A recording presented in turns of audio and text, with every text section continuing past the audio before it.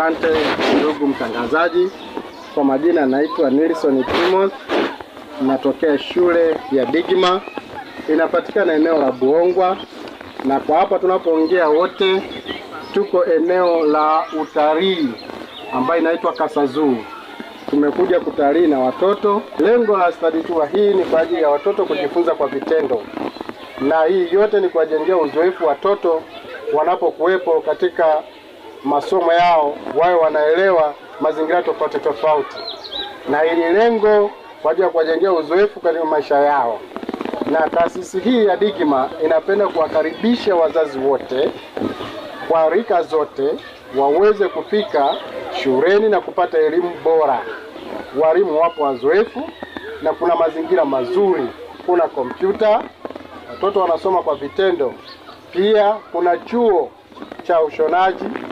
Watoto ambao wanahitaji kujifunza ushonaji wa cherehani wanakaribishwa sana.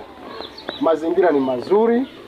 Karibuni wazazi, tunawaomba patieni watoto wenu tuje tuweze kuwapa elimu iliyo bora. Ada zetu ni nafuu sana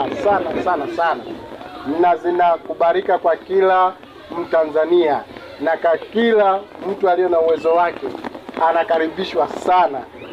Mlete mtoto wako shule ya Digima Academy aweze kupata elimu bora na yenye mfano na ya kuiga, na ili aweze kupata ajira yake kwa baadaye. Usafiri upo wa kuaminika, yapo magari, tunasafiri kutoka eneo la shule mpaka ulipo pale nyumbani kwako. Kwa hiyo mtoto wako anafika kwa usalama, ulinzi upo wa kutosha, chakula kipo cha kutosha. Ni wewe tu mzazi, jukumu lako kumleta mtoto aweze kupata elimu iliyo bora, na sio elimu bora tu, elimu ya viwango inayoendana na soko la sasa ambalo mtoto anaweza akajiajiri, mfano kompyuta, ushonaji na mambo mengine.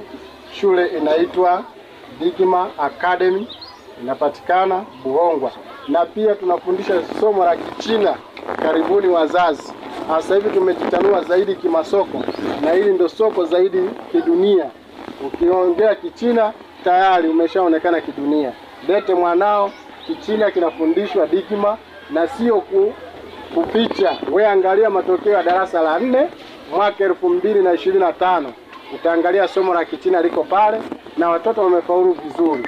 Lete mwanao apate elimu iliyo bora.